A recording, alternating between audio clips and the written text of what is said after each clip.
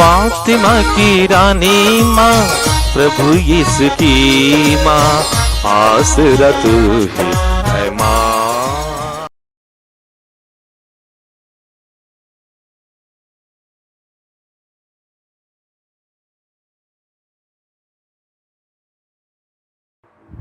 पहला पाठ नबी ईसायस का ग्रंथ, अध्याय 50, पद संख्याएं 5 से 9 तक। प्रभु ने मेरे कान खोल दिए। मैंने न तो कोई विरोध किया और न पीछे हटा। मैंने मारने वालों के सामने अपनी पीठ कर दी और दाढ़ी नोचने वालों के सामने अपने गाल। मैंने अपमान करने और थूकने वालों से अपना मुख नहीं छिपाया। प्रभु मेरी सहायता करता है, इसलिए मैं अपमान से विचलित नहीं हुआ। मैंने अपना मुख पत्थर की तरह कड़ा कर लिया। मैं जानता हूं कि अंत में मुझे निराश नहीं होना पड़ेगा। मेरा रक्षक निकट है, तो मेरा विरोधी कौन? हम एक दूसरे का सामना करें। मुझ पर अभियोग लगाने वाला कौन? वह आगे बढ़ने का साहस करे। प्रभु ईश्वर मेरी सहायता करता है, तो कौन मुझे दोषी ठहराने का साहस करेगा? प्रभु की वाणी। ईश्वर को धन्यवाद। भजन अनुवाक्य। मैं जीवों के देश में प्रभु के सामने चलता रहूंगा। मैं जीवों के देश में प्रभु के सामने चलता रहूंगा। मेरे हृदय में ईश्वर के प्रति प्रेम उमड़ पड़ा, क्योंकि उसने मेरी पुकार सुनी। जिस दिन मैंने उसकी दुहाई दी, उसने मेरी प्रार्थना पर ध्यान दिया। अनुवाक्य। मैं जीवतों के देश में प्रभु के सामने चलता रहूंगा। मैं जीवतों के देश में प्रभु के सामने चलता रहूंगा। मैं मृत्यु के बंधनों में जकड़ा हुआ और अधोलोक के फंदों में फंसा हुआ था। मैं शोक और संकट से घिरा हुआ था। तब मैंने प्रभु का नाम लेकर पुकारा, हे प्रभु, मुझे बचाने की कृपा कर। अनुवाक्य। मैं जीवतों के देश में प्रभु के सामने चलता रहूंगा। मैं जीवतों के देश में प्रभु के सामने चलता रहूंगा। प्रभु न्यायी और दयालु है। हमारा ईश्वर करुणामय है। प्रभु दरिद्रों की रक्षा करता है। मैं निसहाय बन गया था और उसने मुझे बचा लिया। अनुवाक्य। मैं जीवतों के देश में प्रभु के सामने चलता रहूंगा। मैं जीवतों के देश में प्रभु के सामने चलता रहूंगा। उसने मुझे मृत्यु से बचा लिया। उसने मेरे आंसू पोंछ डाले और मेरे पैरों को फिसलने नहीं दिया। मैं जीवतों के देश में प्रभु के सामने चलता रहूंगा। मैं जीवतों के देश में प्रभु के सामने चलता रहूंगा। मैं जीवतों के देश में प्रभु के सामने चलता रहूंगा। दूसरा पाठ संत याकूब का पत्र, अध्याय 2, पद संख्याएं 14 से 18। भाइयों, यदि कोई कहे कि मैं विश्वास करता हूँ, किंतु उसके अनुसार आचरण नहीं करे, तो इससे क्या लाभ? क्या विश्वास ही उसका उद्धार कर सकता है? मान लीजिए कि किसी भाई या बहन के पास न पहनने के कपड़े हो और न रोज रोज खाने की चीजें। यदि आप लोगों में से कोई उनसे कहे, खुशी से जाइए, गरम गरम कपड़े पहन लीजिए और पेट भर खाइए, किंतु वह उन्हें शरीर के लिए जरूरी चीजें नहीं दे, तो इससे क्या लाभ? इसी तरह कार्यों के बिना विश्वास अपने में निर्जीव रह जाता है। और ऐसे मनुष्य से कोई कह सकता है, तुम विश्वास करते हो, किंतु मैं उसके अनुसार आचरण करता हूँ।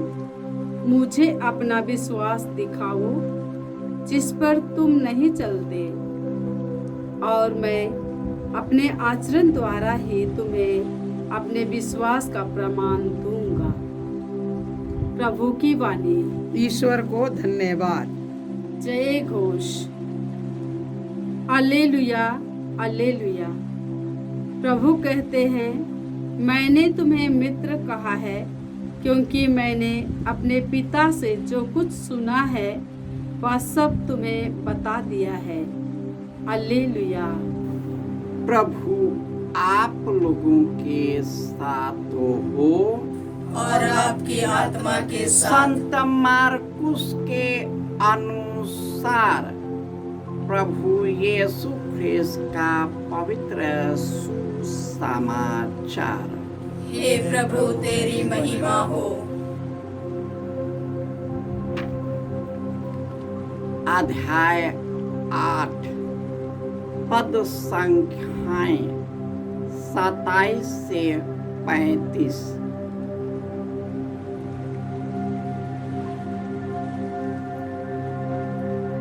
यीशु अपने शिष्यों के साथ कैसरिया फिलिप के गांव की ओर चले गए। रास्ते में उन्होंने अपने शिष्यों से पूछा, मैं कौन हूँ? इसके विषय में लोग क्या कहते हैं? उन्होंने उत्तर दिया, यूहन्ना बपतिस्ता, कुछ लोग कहते हैं एलियस, और कुछ लोग कहते हैं नबियों में से कोई। इस पर यीशु ने पूछा, और तुम क्या कहते हो कि मैं कौन हूँ? पेतरुस ने उत्तर दिया, आप मसीह हैं। इस पर उन्होंने अपने शिष्यों को कड़ी चेतावनी दी कि तुम लोग मेरे विषय में किसी को भी नहीं बताना। उस समय से यीशु अपने शिष्यों को स्पष्ट शब्दों में समझाने लगे कि मानव पुत्र को बहुत दुख उठाना होगा। नेताओं, महायाजकों और शास्त्रियों द्वारा ठुकराया जाना, मार डाला जाना और 3 दिन के बाद जी उठना होगा। पेतरुस यीशु को अलग ले जाकर समझाने लगा, किंतु यीशु ने मुड़कर अपने शिष्यों की ओर देखा और पेतरुस को डांटते हुए कहा, हट जाओ शैतान, तुम ईश्वर की बातें नहीं बल्कि मनुष्यों की बातें सोचते हो। यीशु ने अपने शिष्यों के अतिरिक्त लोगों को भी अपने पास बुलाकर कहा, यदि कोई मेरा अनुसरण करना चाहे तो आत्मत्याग करे और अपना क्रूस उठाकर मेरे पीछे हो ले, क्योंकि जो अपने जीवन को सुरक्षित रखना चाहता है वह उसे खो देगा, और जो मेरे तथा सुसमाचार के कारण अपना जीवन खो देता है वही उसे सुरक्षित रखेगा। यह प्रभु का सुसमाचार है। हे क्रिस्त तेरी स्तुति हो। ख्रिस्त में प्यारे भाइयों और बहनों, प्रभु न्यायप्रिय और दयालु है। हमारा ईश्वर करुणामय ईश्वर है। वह सभी दरिद्रों और निसहायों की रक्षा करता है। वह मुझे मृत्यु से बचाता और मेरे आंसू पोंछ देता है। वह मेरे पैरों को फिसलने नहीं देता, जिससे मैं जीवितों के देश में प्रभु के सामने चलता रहूं। आज के पहला पाठ ईसायास नबी के ग्रंथ से लिया गया है, जो दुख, विपत्ति, अत्याचार और हमारे साथ जो कुकर्म होता है उसके सहने के लिए शक्ति चाहिए। और यह कहता है, प्रभु ने मेरे कान खोल दिया, मैंने न उसका विरोध किया न पीछे हटा। मारने वालों के सामने अपना पीठ कर दिया, दाढ़ी नोचने वाले लोगों के सामने अपना गाल।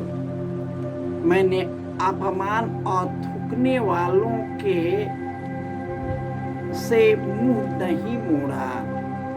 मैं विचलित नहीं हुआ, मैं अपना मुंह पत्थर की तरह कड़ा कर लिया, क्योंकि मुझे मालूम है कि अंत में हमें निराश नहीं होना पड़ेगा। ईश्वर चाहता कि हम उनसे विचलित न हो जाएं, और यही कारण है कि हमारे साथ जो अपमान होता है, दुख होता है, हमें कई प्रकार के निराशा से गुजरना पड़ता है। यदि हम यीशु को अच्छी तरह जानेंगे, उसे पहचानेंगे, उसमें विश्वास करेंगे, उसको धारण करेंगे, तो सब कुछ आसान हो जाता है।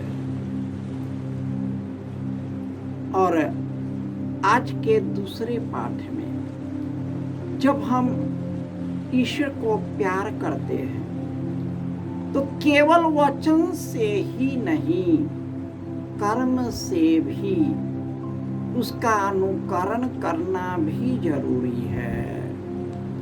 जो यीशु ने किया उसका अनुकरण, उनको धारण करना, उस पर चलना अत्यंत जरूरी है।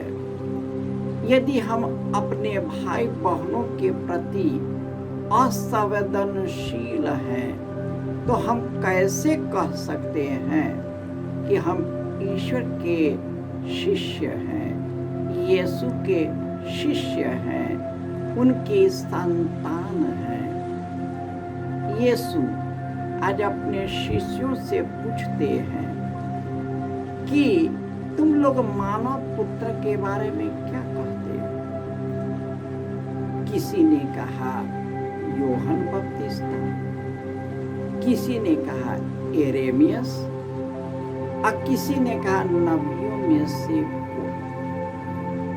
परंतु यीशु ने पेतरुस से कहा, तुम क्या कहते हो कि मैं कौन? उसने कहा, आप मसीह हैं। जीवंत ईश्वर के पुत्र है। और यीशु ने कहा, तुम धन्य हो, क्योंकि ये निरे मनुष्य ने नहीं परंतु मेरे पिता ने तुम पर प्रकट किया है। तब उसी के तुरंत बाद उन्होंने अपने शिष्यों से कहा, मानव पुत्र को बहुत दुख उठाना होगा, उसे मार डाला जाना होगा, लेकिन वह तीसरे दिन जी उठेगा। पेतरुस अलग जाकर जैसे आप और हम अपने लोगों के लिए नुकसान नहीं चाहते हैं, उसी प्रकार पेतरुस के अंदर था कि यह सब यीशु पर न घटे। और वह एकांत में अकेले ले गया, उनको समझाया कि ये सब आप पर नहीं बीतेगी, क्योंकि आप परम पावन भेजे हुए ईश्वर के पुत्र है।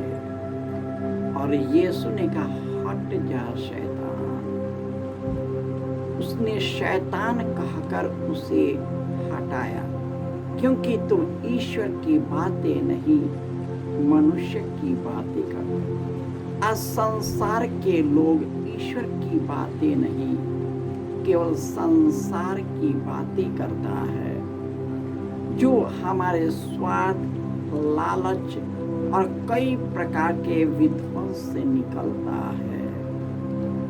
वह लोगों को तोड़ता है।